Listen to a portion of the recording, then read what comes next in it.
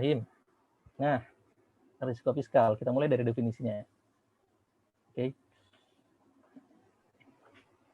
Kalau mengacu ke nota keuangan atau APBN 2021, risiko fiskal adalah segala sesuatu yang dapat menimbulkan tekanan fiskal atau pressure terhadap APBN pada saat pelaksanaannya.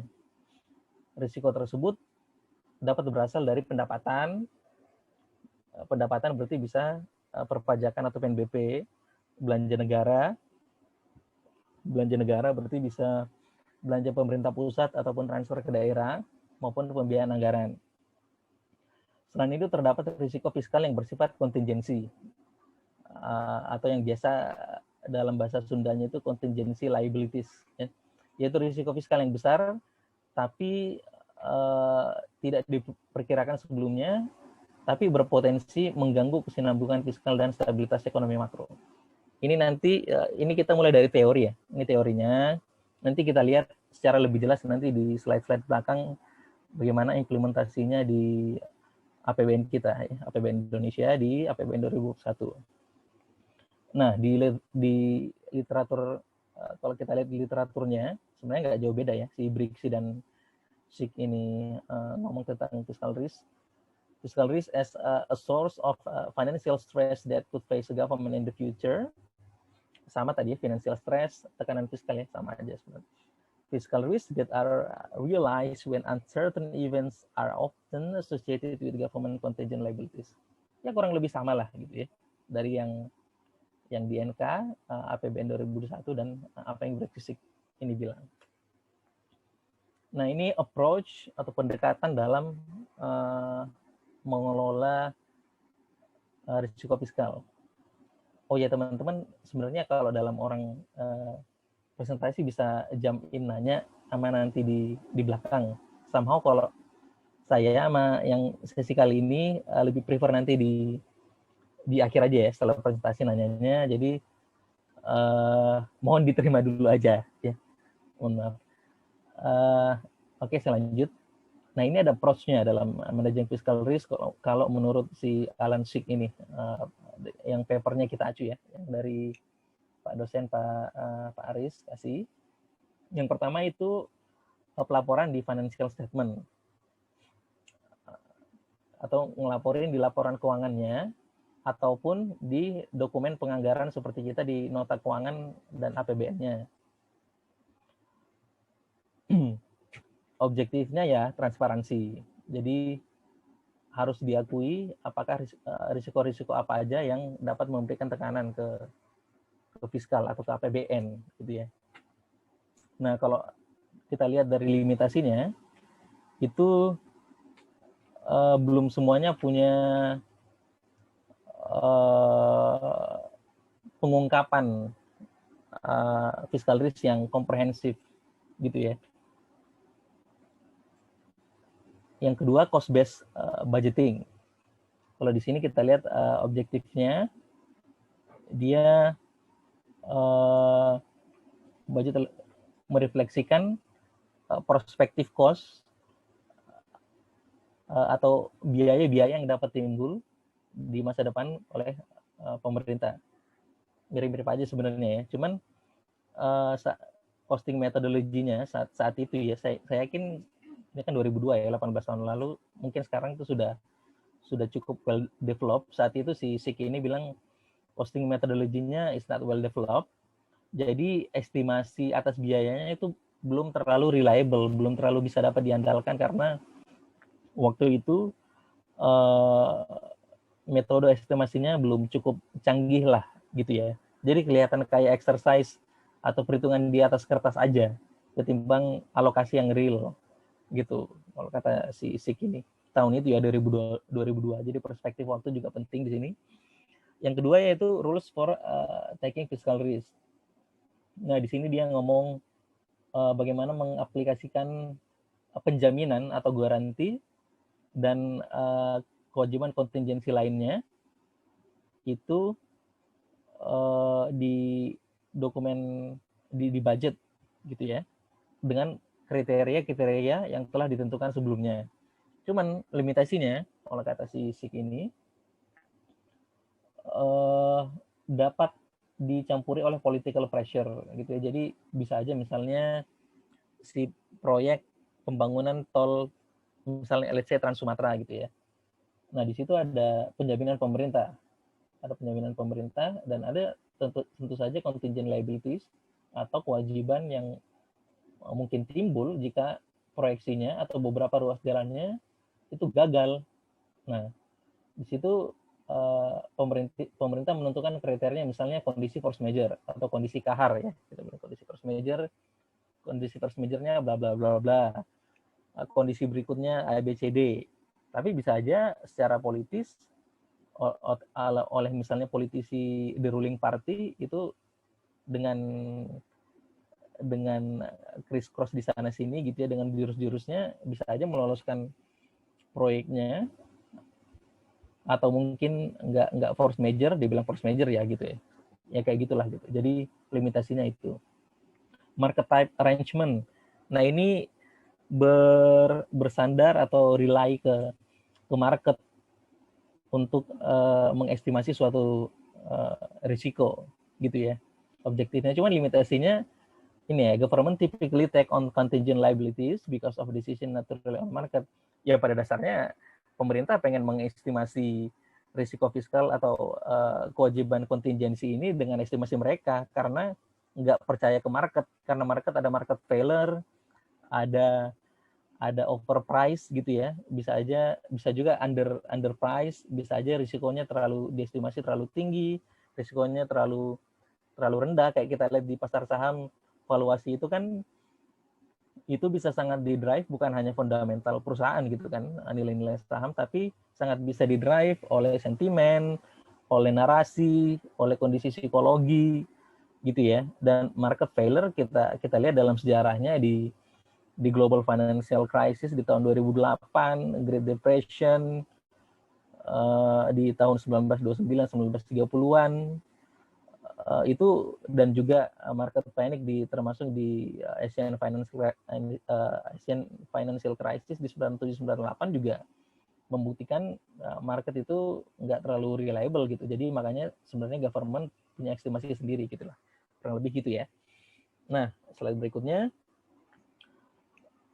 bagaimana kita budgeting atau menganggarkan si fiscal risk ini gitu ya, si risiko fiskal ini.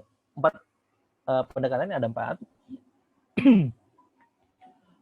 Yang pertama, menjelaskan latar belakang informasinya tentang si contingent liabilities ini gitu ya, dan risiko-risiko finansial lainnya di dokumen penganggaran. Tapi yang budget decision-nya itu cuman expenditure atau belanja yang langsung saja, ketimbang kalau kita ngomongin contingent liabilities itu kan suatu kewajiban yang mungkin timbul di masa yang akan datang, tapi belum tentu juga, tapi kita antisipasi gitu. Misalnya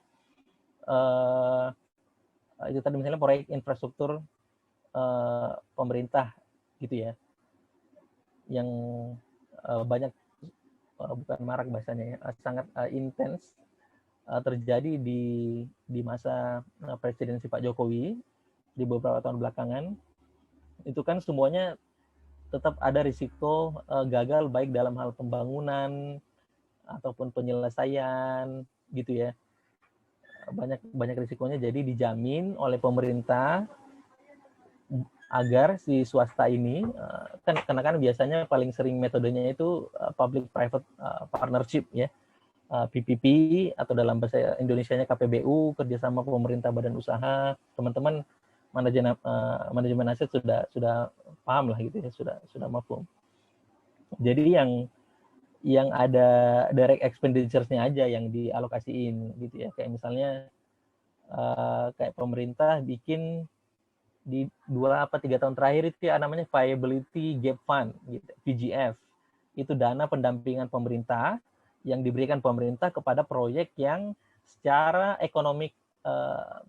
economically feasible, sudah layak secara ekonomi, tapi financially unfeasible gitu ya, belum punya sumber daya keuangan untuk menggarap proyek itu. Jadi pemerintah mendampingi, ngasih dana pendamping VGF ke mereka itu lewat pembiayaan investasi, nanti kita lihat di postur APBN-nya, di pembiayaan seperti apa, itu yang dianggarkan.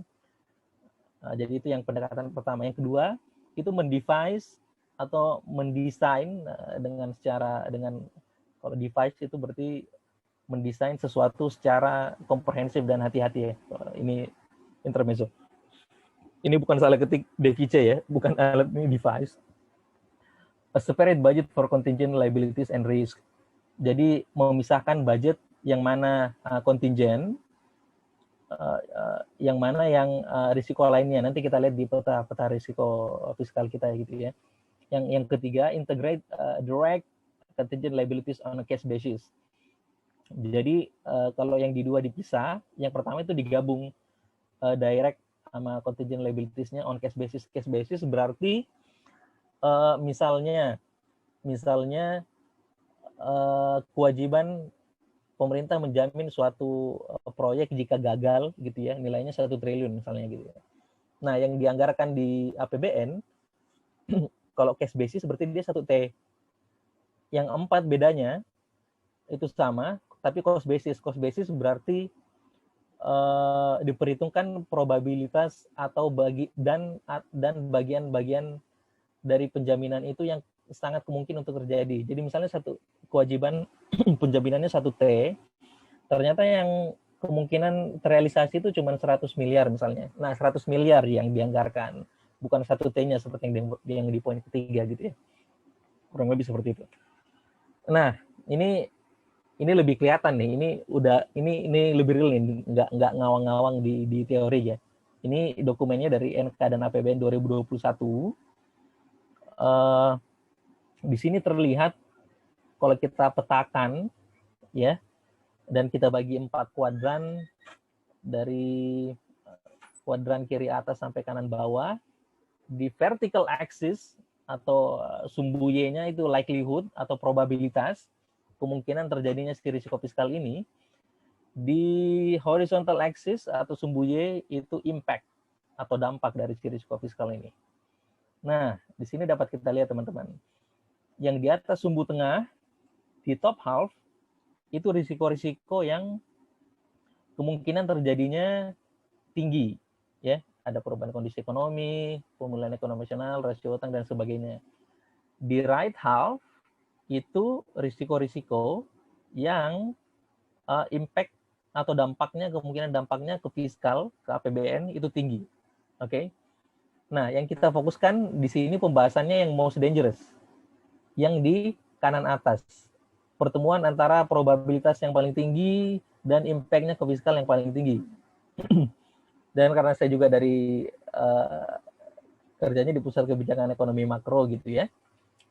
Plus yang A lah ini. Dan karena dia outlier, bukan outlier ya. Kemungkinan likelihood-nya lebih, atau paling tinggi ya kita bahas. Jadi yang kita bahas di sini yang 3 plus 1, 4. Kita bahas kilas yang lain gitu ya. Contohnya kita bahas yang di top half aja lah gitu ya. Yang likelihood-nya paling tinggi ini PNBP-SDA. Kenapa PNBP-SDA? Karena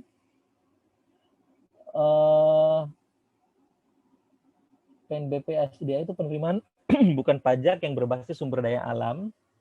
Kebanyakan di situ heavy-nya di oil and gas, di migas, dan mineral umum lainnya seperti batu bara, tembaga gitu ya. Ya, batu bara dan tembaga, dan juga sumber daya alam lainnya seperti kehutanan ya, seperti karet, CPO gitu ya. Dan seperti teman-teman sudah ketahui mungkin bahwa dan tidak bisa kita pungkiri bahwa ekonomi negara kita tercinta ini masih cukup bergantung dengan commodities ya, dengan natural resources gitu. Nah, sedangkan si harga komoditas ini sangat dipengaruhi oleh international price, oleh pasar internasional. Jadi Indonesia itu tidak bisa mempengaruhi harga komoditas gitu ya. Nah, karena dipengaruhi dengan harga pasar internasional, yang mana harga pasar internasional ini sangat dipengaruhi oleh demand atau agregat demand dari negara-negara di dunia, terutama negara yang sangat banyak menyerap komoditas seperti Cina, ya. Jadi kalau teman-teman nanti punya waktu habis ini, coba deh kalian plot di grafik harga international price-nya beberapa komoditas utama dunia dan Cina dengan pertumbuhan ekonomi Cina. Jadi biasanya kalau pertumbuhan ekonomi Cina itu naik atau naik signifikan, pasti harga komoditasnya ikut tergerek turun. Sedangkan sebagai informasi buat teman-teman, biasanya Cina yang tumbuh double digit dalam beberapa dekade sebelum 5 tahun terakhir gitu ya, itu tumbuhnya double digit, itu pelan-pelan pertumbuhan ekonominya turun ke 8, terus ke 6% dari biasanya yang double digit tumbuh tinggi, itu akhirnya juga mengerek turun harga internasional dari komoditi. Jadinya ekspornya Indonesia juga turun dan penerimaan atas komoditas itu di PNBP-SDA dan juga di PPH Migas sebagian itu juga ikut turun. Nah, di sini makanya kenapa likelihood-nya tinggi, karena satu, terjadi moderasi pertumbuhan ekonomi di Tiongkok, dan juga secara agregat demand atau permintaan agregat di dunia, permintaan dunia, karena ekonomi dunia kan lagi sakit-sakitan karena COVID gitu ya, otomatis aktivitas ekonominya juga berkurang atau rendah. Aktivitas ekonomi rendah atau berkurang berarti permintaan terhadap barang dan jasa termasuk komoditas juga rendah gitu. Jadi makanya likelihood risikonya itu tinggi, tapi dampaknya ke fiskal itu tidak sebesar risiko yang lain. Kenapa? Karena PNBP SDA ini mungkin cuma sekitar berapa ya, 5% lah mungkin ya, mungkin sekitar 5% atau mungkin kurang malah dari total penerimaan di APBN seperti itu. Jaminan sosial ketenagakerjaan ini kalau nggak salah isunya itu jumlah klaim rasio klaim yang meningkat ya, jaminan kematian, jaminan kecelakaan kerja, jaminan hari tua juga banyak yang tarik dananya sebelum pensiun, rasio klaimnya naik, dan diperhitungkan untuk menjadi tekanan fiskal ke depannya gitu ya. Oke, sekarang kita beralih membahas satu-satu sih risiko fiskal ini. Oh, sebelum itu saya nanya deh, biar nggak ngantuk-ngantuk amat dengar saya ngoceh gitu ya. Nah, menurut teman-teman di masa depan itu apa sih next future fiscal risk-nya atau risiko fiskal yang kemungkinan membebani fiskalnya si Indonesia atau PBN-nya Indonesia ke depan di luar ini ya, yang di sini ya. Kira-kira apa tuh? Ada yang mau jawab? Kalau nggak ada yang mau jawab, saya tunjuk nih. Biasanya saya kalau mau ini saya tunjuk yang videonya nggak nyala nih. Banyak ternyata ya. Atau karena di sini saya yang pas muncul nih Ulfa nih. Ulfa, kira-kira apa Ulfa? Risiko fiskal di masa depan buat Indonesia kira-kira apa? Oke, Ulfa. Apa ya, Pak? Kaitin nama kondisi sekarang. Mungkin menurut saya dari resiko sumber daya manusianya, karena COVID ini kan dari pendidikan sendiri mungkin kurang optimal, Pak. Oke. Itu, Pak, menurut saya. SDM ya. Bisa jadi. Teman-teman yang lain ada urun pendapat? Penerimaan pajaknya, Pak. Penerimaan pajak ya. Betul juga. Nah, tapi pengen saya yang di luar ini nih. Yang di luar, kalau ini kan pajak ada nih. Yang di luar sini nih. Di luar variabel A sampai N ini. Thank you anyway. Siapa panggilnya? Vivi. Ali Vivi. Arfa. Oh, Arfa. Oke. Yang kemarin paper-papernya banyak juga nih yang bahas masalah risiko-risiko. Wow. Keren. Pengen baca juga papernya ya. Thank you anyway, Arfa. Ada yang pengen ini? Sorry, saya lihat chat. Ada yang lihat chat juga. Ada yang pengen ngasih pendapat? Bisa cara-cara yang ditunjuk. Oke, sorry. Iya, nanti saya ini ya. Risiko fiskal ke depan itu, kalau kita kaitkan dengan kondisi saat ini gitu ya, itu bisa saja berupa next pandemic gitu ya. Mudah-mudahan sih enggak gitu ya. Cuman kalau kita lihat ini kan pandemi kali ini kayak once in 100 year gitu ya. Paling terakhir terjadi saat 100 tahun lalu di Spanish flu gitu. Cuman nggak menutup kemungkinan karena si virus-virus ini mutasinya udah kayak PNS gitu ya. Bermutasi nggak promosi ini Pak Aris ini virusnya bermutasi bisa saja intervalnya jadi lebih pendek gitu ya, dan semua negara termasuk Indonesia harus bersiap terhadap fiscal risk itu, apalagi kalau teman-teman ngikutin global issue gitu ya. Itu isu climate change itu sangat intens, bahkan sekarang juga sangat intens dibahas gitu, green economy gitu ya, climate change, karena memang very concerning gitu ya, tingkat tingkat emisi dan temperatur ya. Kita di Indonesia ngalamin lah gitu ya, musim hujan sama musim kemarau kayak udah nggak ada garis demarkasi atau batas yang jelas gitu antara peralihan musimnya. Sudah musim kemarau juga banyak hujan, musim hujan juga kemaraunya banyak gitu ya, dan itu bisa sangat berpengaruh terhadap perekonomian Indonesia. Oke, terima kasih yang sudah menjawab. Nah, ini kita membahas risiko perubahan kondisi ekonomi. Ada dua sisi, domestik dan global. Di domestik, tentu saja si ekonomi domestik di tahun ini dan tahun depan itu sangat tergantung dengan bagaimana progres dari kasus COVID-19 ini. Nah, kasus COVID-19 ini progresnya ditentukan oleh dua faktor, penanganan dari si pemerintah dan respon si masyarakat ya. Penanganan pemerintah bisa dari kayak restriksi sosial atau social distancing, PSBB dan sebagainya gitu ya, dan juga 3T. Dan 3T kita ini masih cukup lemah nih teman-teman nih, di tes, trace, dan treatment ya, atau dalam bahasa Indonesia TLI, tes, lacak, isolasi. 3T kita ini masih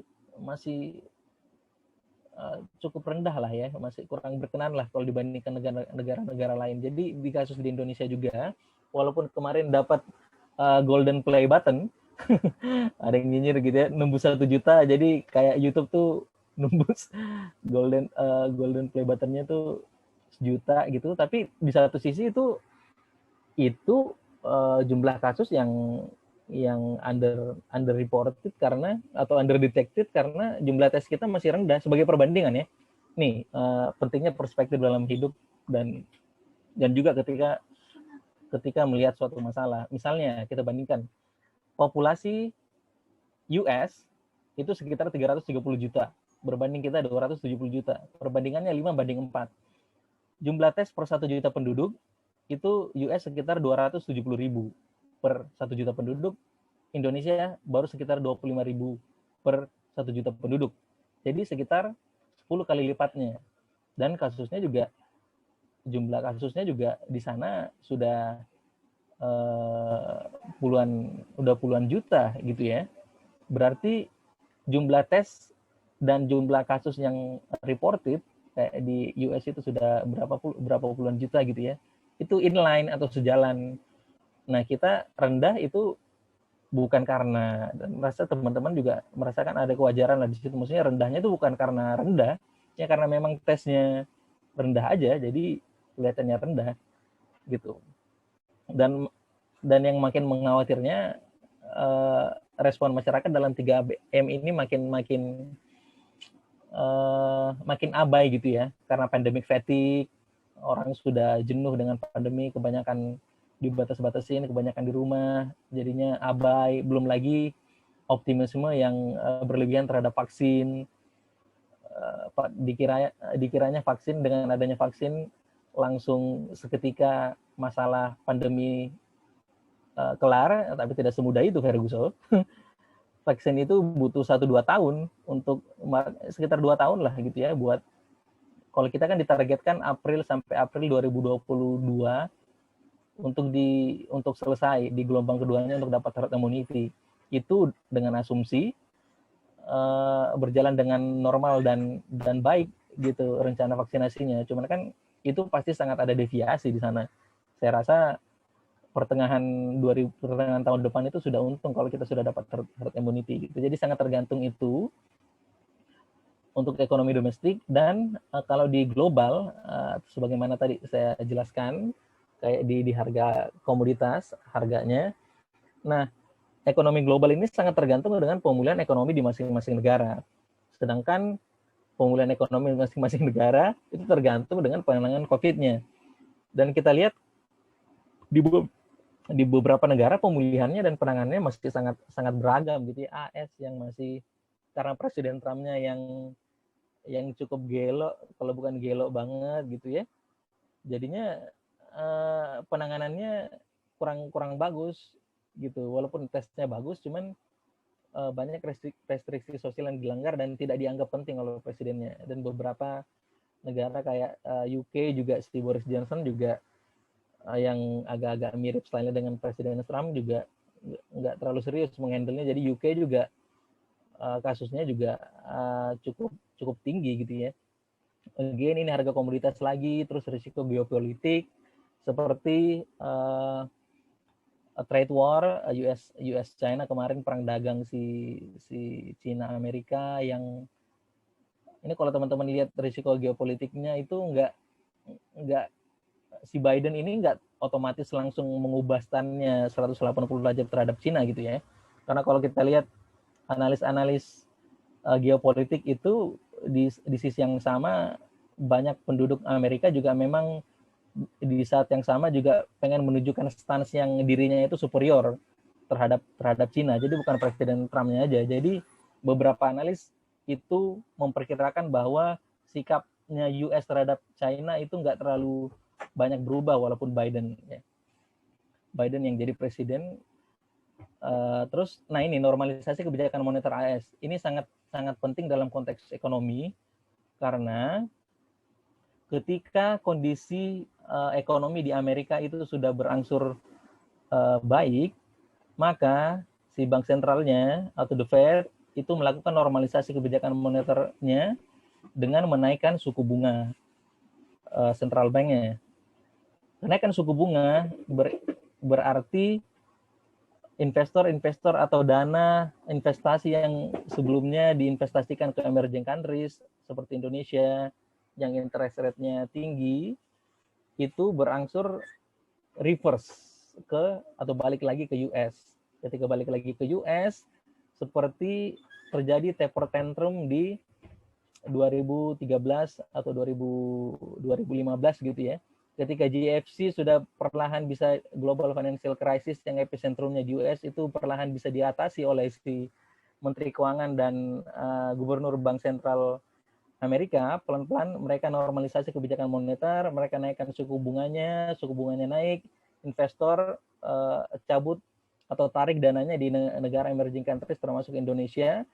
Akibatnya pasar sahamnya tertekan dan nilai tukar si negara bersangkutan juga ikut tertekan. Jadinya ekonominya juga ikut tertekan gitu ya, karena si pasar saham dan terutama nilai tukarnya juga tertekan, jadi memicu kepanikan. Dan seperti kita tahu bahwa ekonomi termasuk financial market itu sangat bisa didrive oleh sentimen dan psikologis dan narasi gitu ya. Jadi si manusia ini apa namanya ya, dia Homo sapiens tapi juga di saat yang sama kayak binatang yang punya animal spirit gitu ya. Kalau kita baca bukunya Animal Spirit itu, yang tahu kan kalau binatang yang kalau satu lari gitu, satu lari tiba-tiba semua ikut lari aja gitu. Jadi nggak logis gitu. Jadi ada paniknya, ada ikut-ikutannya, orang panik semuanya panik gitu ya.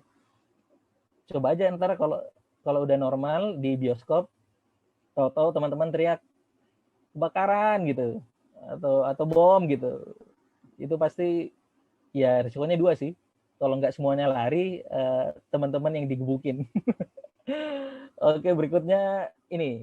Nah, ini kita lihat sensitivitasnya, seberapa sensitif APBN terhadap perubahan asumsi dasar ekonomi makro.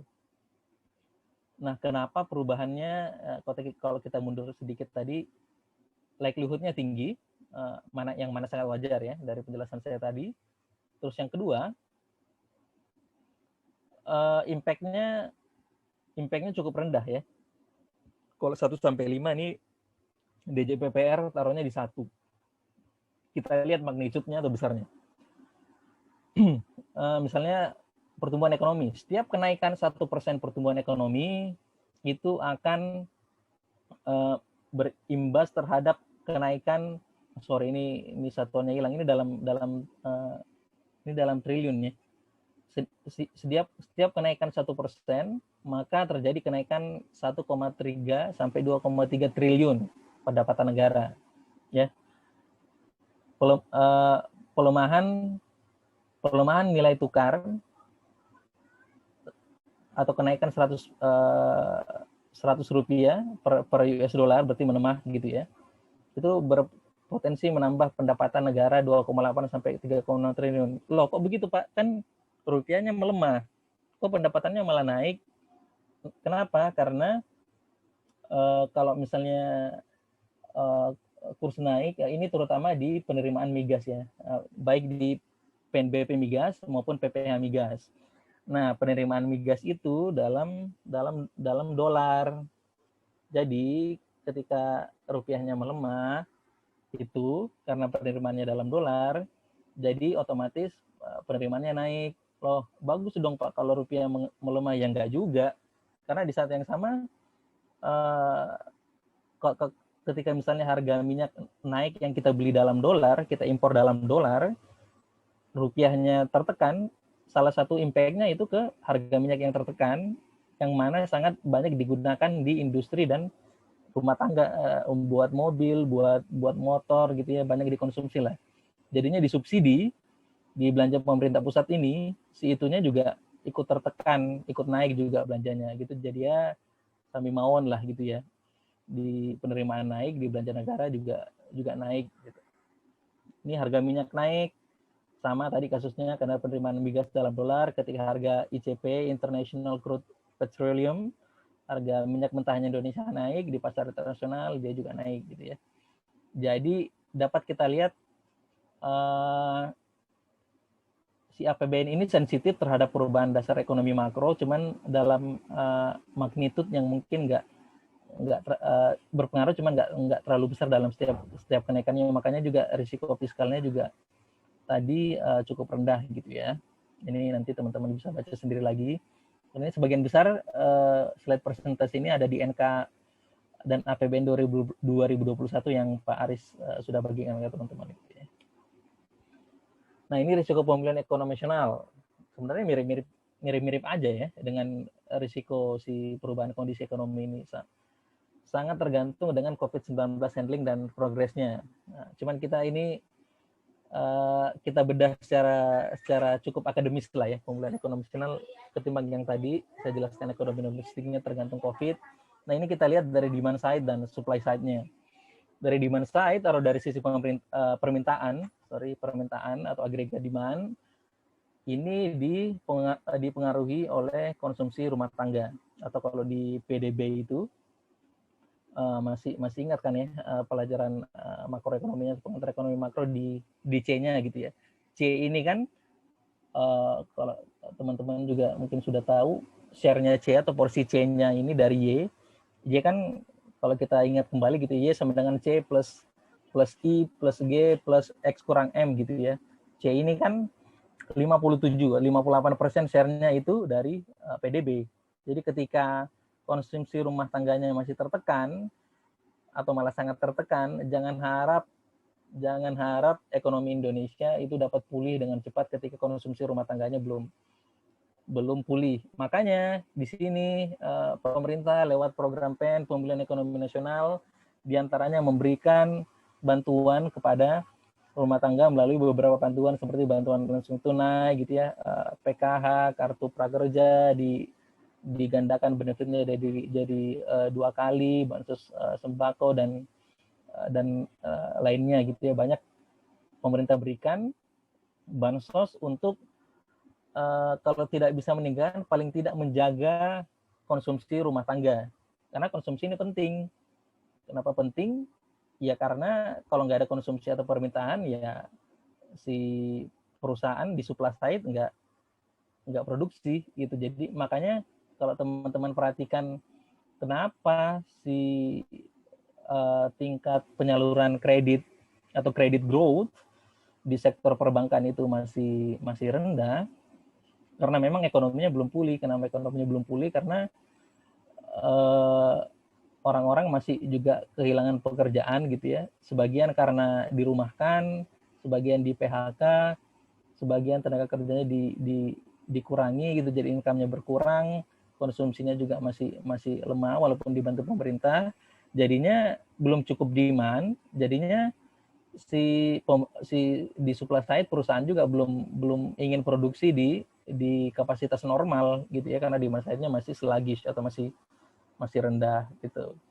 Nah, di supply side ini sangat dipengaruhi oleh permodalan, makanya kemarin pemerintah memberikan bantuan likuiditas kepada beberapa perusahaan termasuk UMKM, dibantu permodalannya, paling tidak juga diberikan penangguhan atas kewajiban-kewajibannya.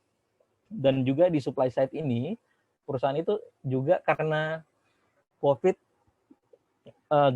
global supply chain-nya disrupted atau terganggu, maka perolehan raw material atau bahan bakunya mereka juga terganggu gitu. Jadi selain modal dan demand, secara produksi di raw materialnya, bahan bakunya mereka juga ada gangguan juga gitu.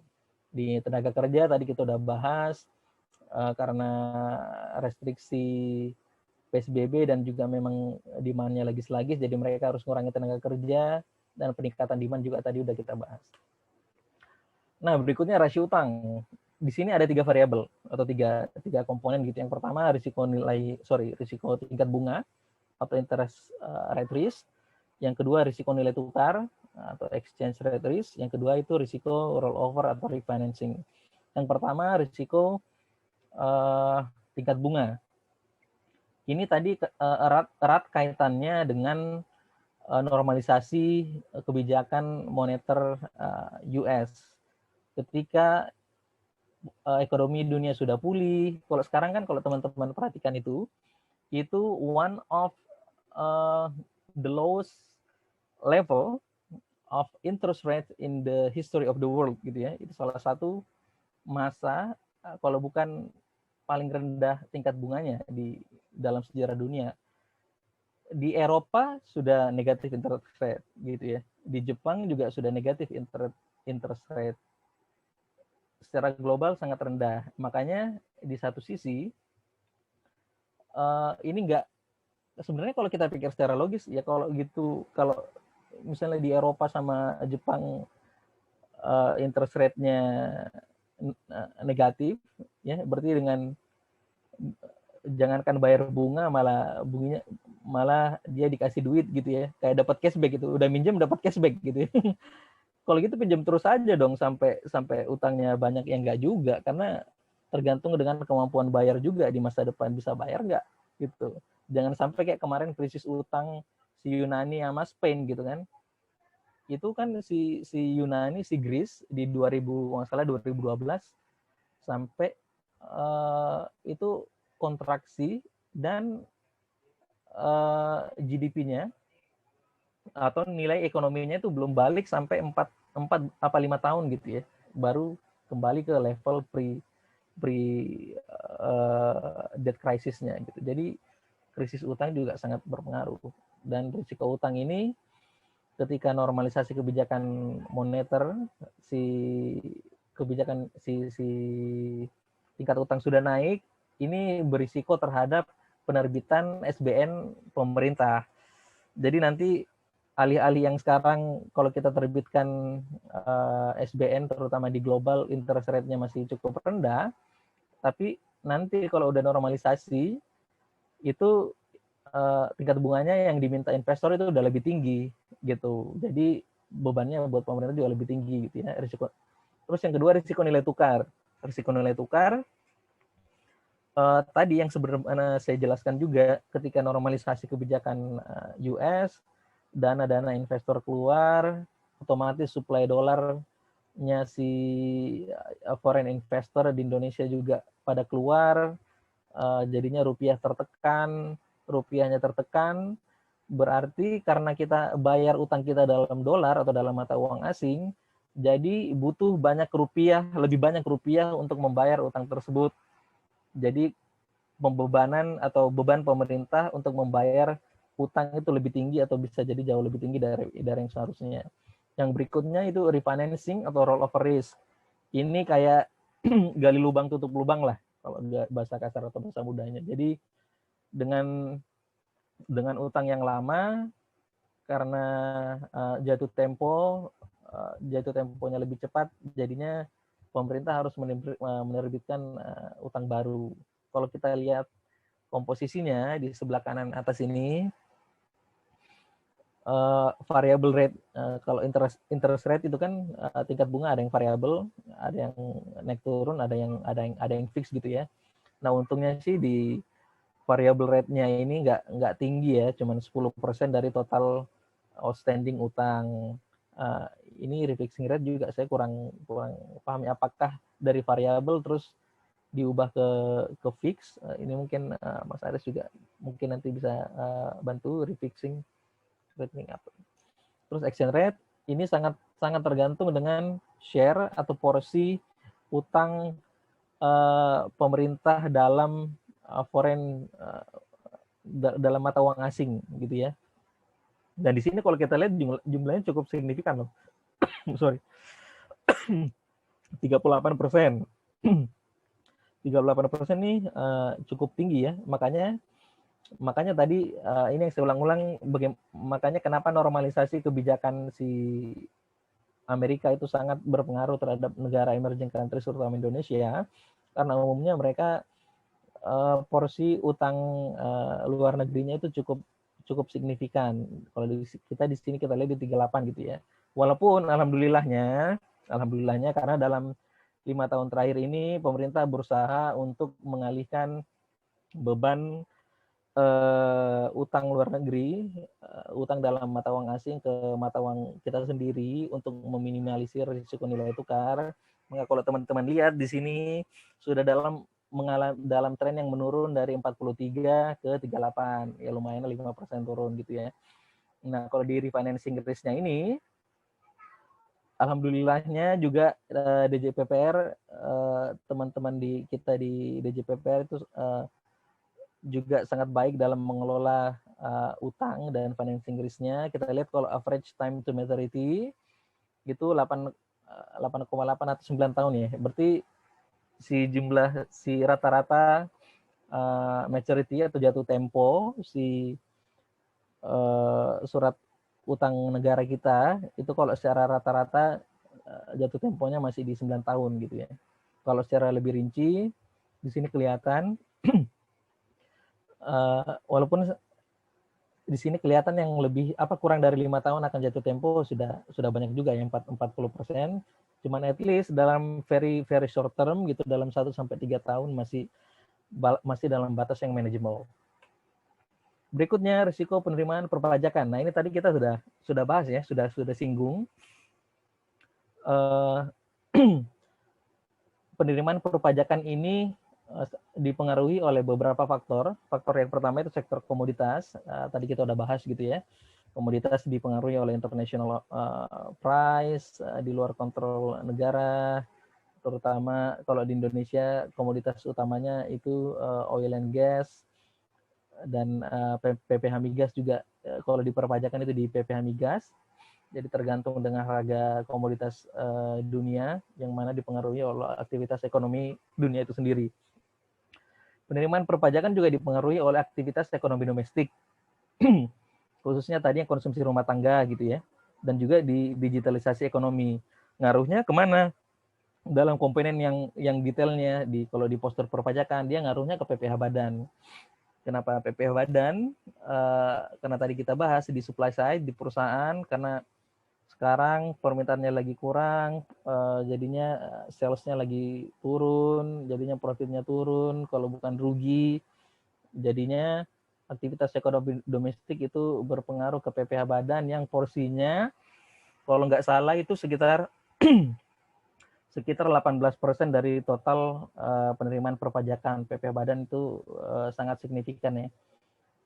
Yang paling besar porsinya di penerimaan perpajakan itu sebenarnya PPN. PPN ini sekitar 1/3 dari penerimaan perpajakan. The biggest chunk of the taxation revenue is the VAT, the value added tax. PPN ini ya juga ngaruhnya ke sini nih, ke konsumsi gitu kan, karena kan atas transaksi kan, transaksi PPN dikenakan atas setiap transaksi barang dan jasa. Transaksi barang dan jasa itu sebagian dari konsumsi, yang tadi 57%, 58% dari ekonomi kita itu konsumsi, dan juga selebihnya transaksi barang dan jasa yang dilakukan oleh perusahaan.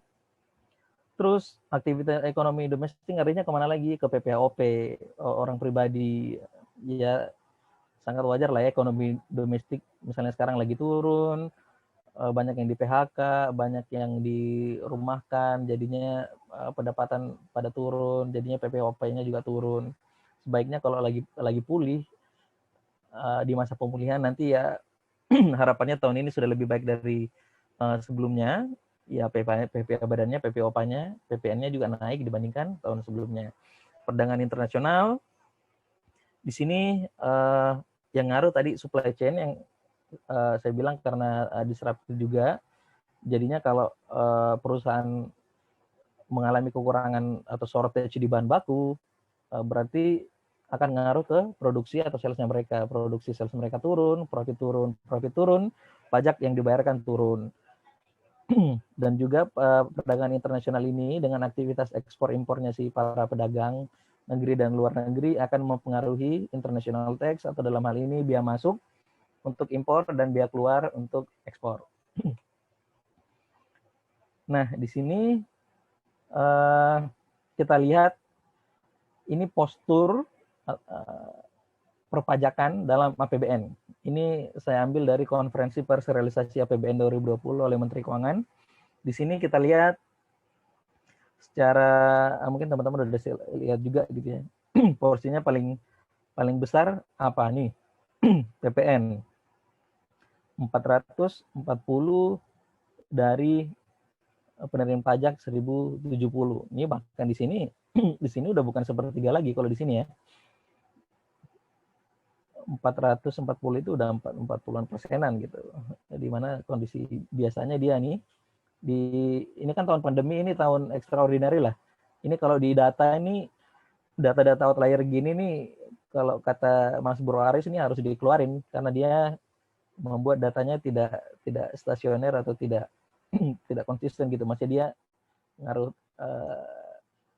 kayak kalau istilah dalam bahasa Bugisnya itu seasonally adjusted lah. Data-data di pandemi yang unik ini harus dikeluarkan dari data. Nah, kalau kita lihat di sini PPN, kayak di sini kan dia 5/13 ya, kurang lebih 1/3 lah gitu ya. Mungkin 35%-an gitu. Pokoknya biasanya ini kemudian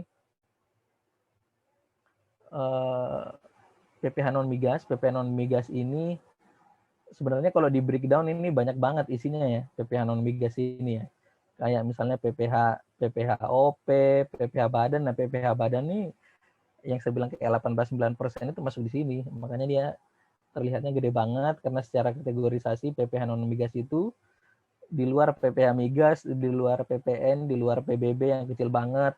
di luar pajak lainnya ya masuk semua, masuknya ke PPh non migas.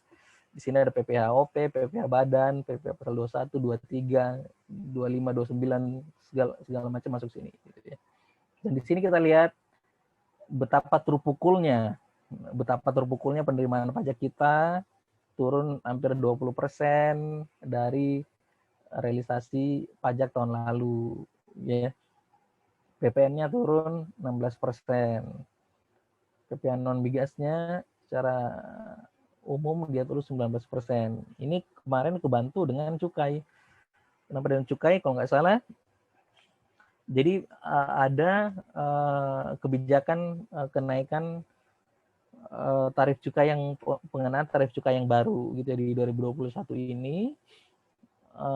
Kalau nggak salah sekitar 12,5% secara rata-rata. Jadi para pengusaha cukai itu membeli pita cukainya di depan gitu. Jadi sebelum harga Senin naik nih, harga tahun depan naik nih, saya beli di 2020 buat nanti cukai saya di 2021 itu bisa. Dan beberapa kali di setiap kenaikan pita cukai, tarif pita cukai, biasanya perusahaan melakukan front loading atau pembelian di muka gitu ya.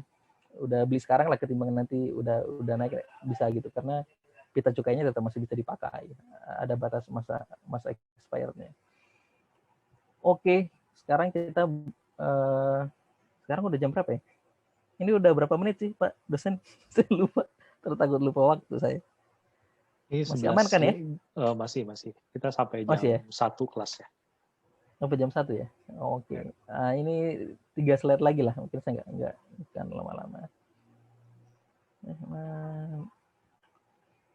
Kewajiban kontingensi atau contingency liabilities. Contingent liabilities dapat dibagi 3. Kalau kita lihat di APBN gitu ya, ada yang kayak tadi yang sudah dijelaskan di awal, dukungan dan atau jaminan pemerintah pada proyek pembangunan infrastruktur. Terus juga ada kewajiban kontingensi atas jaminan sosial nasional dan jaminan sosial PNS, kayak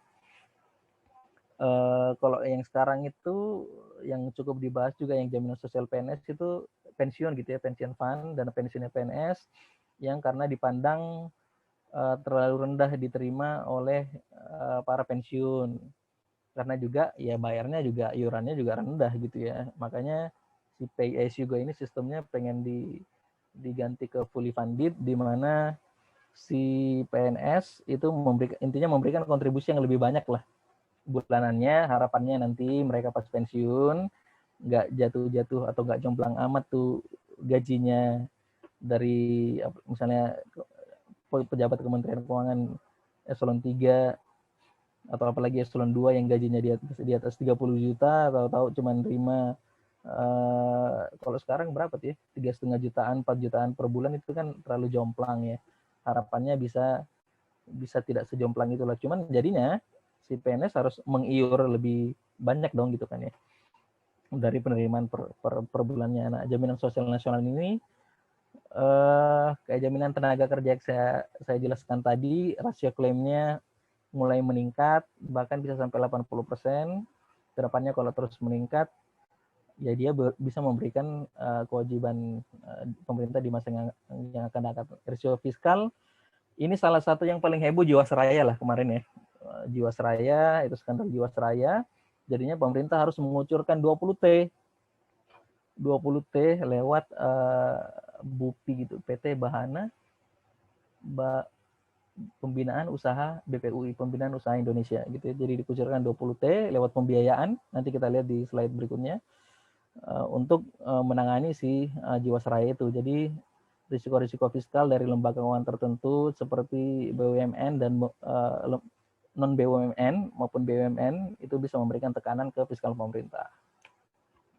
Nah, ini saya pengen interaksi dikit nih, cuman ini kita lihat ya. Ini financial leverage BUMN infrastruktur. Di sini ada PLN yang bangun kelistrikannya, ada Hutama Karya, Waskita, Adikarya, karya-karya yang bangun si infrastruktur fisiknya gitu ya, seperti jalan, jembatan, itu ya si karya-karya ini. Terus ada di kereta api. Nah, di sini kalau kita lihat leverage-nya, rumusnya itu total aset dibagi dengan jumlah PMN yang sudah dikucurkan oleh pemerintah. Dapat nih leverage. Misalnya si ini gitu ya, si PLN. Dia dikasih PMN sekitar 28, sekitar 35T lah gitu ya. Jadi 270 dibagi 35T, dia leverage-nya segini. Yang paling tinggi leverage-nya kita lihat di sini, Waskita dia cuma dapat 3,5T PMN. Wah, ternyata total asetnya bisa 92T. Luar biasa, weh, luar bioskop. 26 leverage-nya. Cuman kalau kita lihat di sini, apakah tabel ini, teman-teman, ya, saya tanya ya, apakah tabel ini menunjukkan risiko financial leverage BUMN? Dan kalau enggak, kira-kira informasi apa yang dibutuhkan tapi enggak kelihatan nih di tabel nih kalau kita buat lihat risiko. Ini kan di NK kelihatan nih leverage-nya segini, dikasih PMN segini, ternyata dia dengan PMN-nya segitu, ternyata dia dapat meleverage PMN-nya dengan memperoleh total aset sekitar sekian gitu. Waskita sebenarnya 26 nih. Wah, ini kan kalau di atas kertas dengan informasi yang ada, ini juga salah satu pelajaran buat teman-teman gitu ya. Untuk mengambil suatu keputusan itu nggak bisa hanya dengan informasi yang ada di depan mata. Harus kita cari informasi-informasi lainnya untuk menegaskan atau memperkuat keputusan yang kita ambil. Kayak misalnya sekarang ini kalau kita lihat risikonya di sini nggak kelihatan risiko sama sekali. Bahkan Waskita kelihatan sangat oke di sini, 26, leverage-nya 26, Bro. Ya kan? Nah, kalau menurut teman-teman di sini informasi apa yang nggak ada di tabel ini yang mencerminkan risiko fiskal? Ayo saya mengundang adik-adik semuanya. Rezeki kayaknya mau ngomong nih. Eki atau sama panggilannya? Ini muncul. Ya, monggo. Mangga, sok mangga. Gimana Ki? Apa Pak? Kira-kira di tabel ini informasi apa yang nggak ada yang seharusnya bisa menunjukkan risiko si BUMN ini? Belanja bukan? Belanja? Belanjanya si BUMN-nya? Bisa, cuman kurang tepat. Eki mau nyoba lagi atau teman-teman yang lainnya mungkin? Mungkin apa? Ya. Cost of capital-nya, Pak. Cost of capital. Iya. Of capital bisa juga. Bisa sih sebenarnya.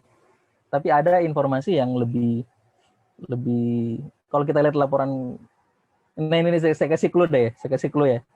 Neraca. Apa? Randi atau yang lain? Liabilitas atau utang Pak. Nah, itu dia tuh. Liabilitas sama apa lagi tuh? Kalau di sebelah kanannya neraca ekuitas. Kan, nah, si goreng. Mantap, Adro Mediantoro. Mantap kali. Jadi di sini ya iya sih kelihatan leverage-nya dikasih PMN berapa, offsetnya berapa ya. Cuman tunggu dulu, Bro. Tunggu dulu, Bung. Liabilitas dan ekuitasnya berapa gitu ya, ekuitas atau modalnya berapa misalnya ini, dan juga kayaknya dengan kepentingan untuk di publik mungkin sengaja nggak jadi info total liabilitas dan total modal itu dapat kita peroleh di financial statement ya, karena si perusahaan ini juga perusahaan publik listed TBK, itu kalian kalau pengen ngecek malah saya rekomendasikan ya, habis ini ngecek si perusahaan ini total liabilitasnya itu berapa, total kewajibannya berapa, kewajiban pendek, kewajiban jangka panjang, sama total modalnya berapa. Nah di situ tuh baru kelihatan secara lebih objektif kondisi si perusahaan-perusahaan ini gitu.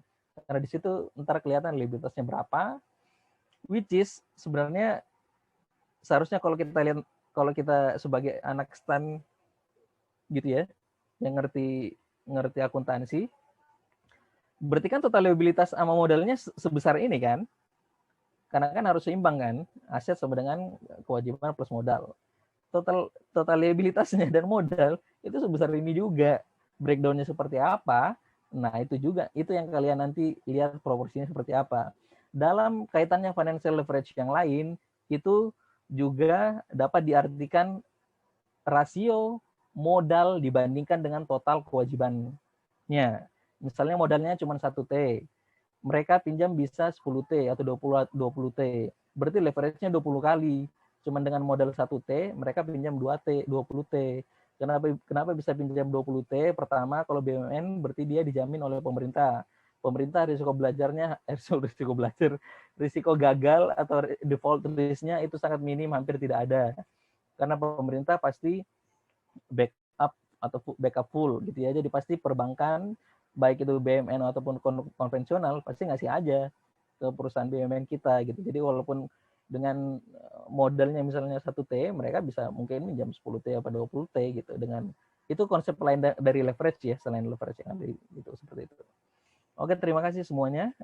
Ini saya tutup dengan slide ini ya. Kita lihat di sini, karena tadi kita terakhir bahas contingent liabilities, di sini kelihatan bahwa kewajiban penjaminan itu dianggarkan di below the line.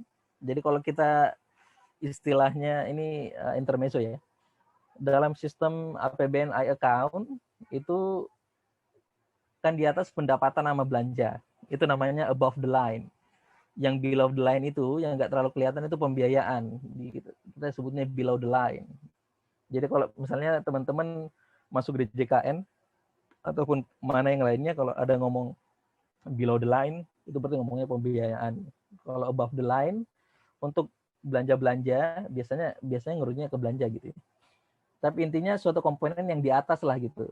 Biasanya ada beberapa komponen di APBN itu bisa dianggarkan di above the line, di belanja, ataupun below the line. Nah, contingent liabilities itu below the line. Dia masuknya pembiayaan. Ceki atau wabil khusus di sini nih, kewajiban penjaminan. Kalau kita lihat di 2020, di sini realisasinya 6 kali lipat ya daripada yang dianggarkan. Ini kalau saya trace kemarin belum ada berita dan belum ada laporannya karena LKPP unaudited itu, nah ini saya ngetes lagi nih. Laporan keuangan pemerintah pusat berapa lama di kementerian sama berapa lama di Kementerian Keuangan? Bulan berapa harus disampaikan ke BPK? Ayo, saya tanya. Ada yang bisa jawab? Berapa lama di KL? Berapa lama di Kementerian Keuangan?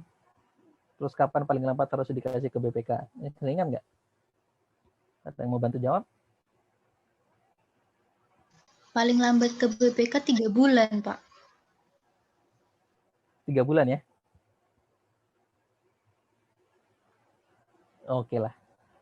Tapi bisa jadi 3 bulan ya. Terakhir pengetahuan saya itu 4 bulan. Jadi biasanya 2 bulan di KL, 2 bulan di Kementerian Keuangan, 2 bulan di BPK. Tapi kayaknya mungkin yang terakhir bisa jadi 3 bulan. Jadi intinya laporan keuangan sekarang itu berarti masih Januari, Februari itu masih di KL. Biasanya baru akhir Februari baru masuk Kementerian Keuangan, dikonsolidasikan, terus nanti habis itu diserahkan ke BPK audit, habis BPK audit terus diserahkan ke DPR. Nah, di sini juga sebagian kayak VGF itu tadi yang saya bahas, Viability Gap Fund, fasilitas pemerintah untuk dana pendampingan proyek infrastruktur ataupun proyek lainnya yang secara ekonomi dia visible tapi belum visible secara keuangan, dia masuk di sini nih. Di sini kalau BUMN tuh biasanya PMN ya, pembiayaan investasi biasanya PMN atau penyertaan modal negara. Ada ke PLN, ada ke KAI tadi gitu ya. Ada ke Hutama Karya, BUMN karya-karya itu yang bangun proyek infrastruktur tuh banyak dikasih PMN di sini. BLU itu Badan Layanan Umum, kebanyakan di sektor pendidikan kayak STAN, ataupun dengan BLU kesehatan, ataupun BLU di sektor komoditas sebenarnya BLU sawit, itu kemarin dapat investasi ke lembaga ini kayak LPDP ataupun badan lainnya seperti dana riset masuk ke sini gitu. Cuman kontingen itu dia masuknya ke sini secara eksplisit dan sebagian masuk ke sini. Oke, sementara itu dari saya. Mohon maaf kalau misalnya terlalu cepat atau kurang jelas. bagi yang mau bertanya saya persilahkan. Pasti saya jawab. Minimal saya jawab tidak tahu. Saya tidak tahu. Mas Ari saja yang jawab. Oke, silakan saya mengundang teman-teman semua dan mungkin saya kembalikan ke Pak dosen. Terima kasih banyak. Ya, terima kasih banyak Pak Yoga. Jadi teman-teman tadi ini saya wrap up, bukan wrap up sih, kayak ngasih gambaran sekilas ya. Kan selama ini di keuangan publik kita trajektorinya, kita sebelum UTS itu belajarnya belanja gitu ya. Kita ngelihatnya belanja banyak mulai dari asuransi sosial, lalu kemudian jaminan sosial, gitu ya, lalu kemudian setelah UTS kita belajar kemarin di sempat kita belajar transfer ke daerah juga, terus anggaran pendidikan, kemudian di 3 kelas terakhir kita bicara masalah pajak gitu ya. Tadi juga ada disinggung gimana proporsi pajak gitu ya. Kan di tahun 2020 tahunnya berbeda gitu. Jadi tadi proporsinya juga bergerak. Lalu kemudian tadi kita lihat bagaimana itu memengaruhi juga dengan resikonya gitu. Kalau pajak itu kan lebih ke kanan gitu, impact-nya lebih besar gitu. Jadi karena proporsinya juga gede gitu, ketika pajaknya berubah, dampak ke keuangan negaranya juga besar juga. Nah, sementara PNBP yang tadi PNBP SDA, karena porsinya semakin mengecil, impact-nya juga semakin kecil, tapi tetap menjadi satu bagian resiko yang harus kita pertimbangkan kalau di keuangan negara gitu ya. Walaupun small risk, is still a risk gitu. Nah, kemudian tadi, kita belajar pendapatan, lalu kemudian belanja itu kan tadi udah dibilang sama Pak Yoga itu above the line biasanya istilahnya gitu kalau dalam APBN. Dan tadi kita menyinggung masalah below the line, masalah pembiayaan, terutama untuk risiko fiskal. Nah itu jadi teman-teman udah, kalau di hukum keuangan negara kan kalian dapatnya penjelasan APBN tuh rincian-rinciannya. Nah di sini kita belajarnya kayak implementasinya seperti apa. Jadi mudah-mudahan teman-teman bisa dapat gambaran lengkap dari APBN itu gimana gitu ya, dari pendapatan, belanja, sampai ke pembiayaannya. Nah, sekarang silahkan kalau mau ada yang bertanya, boleh masalah materi gitu ya, kalau tadi ada yang belum terlalu paham, bisa diminta diulangi, atau ada pertanyaan lain juga. Kemarin juga paper-papernya banyak juga nih yang terkait, ada yang ngebahas tadi masalah PLN gitu kan, PLN dapat PMN gimana, lalu kemudian ada yang tentang risiko-risiko lain gitu, itu juga bisa ditanyakan ke Pak Yoga. Silakan.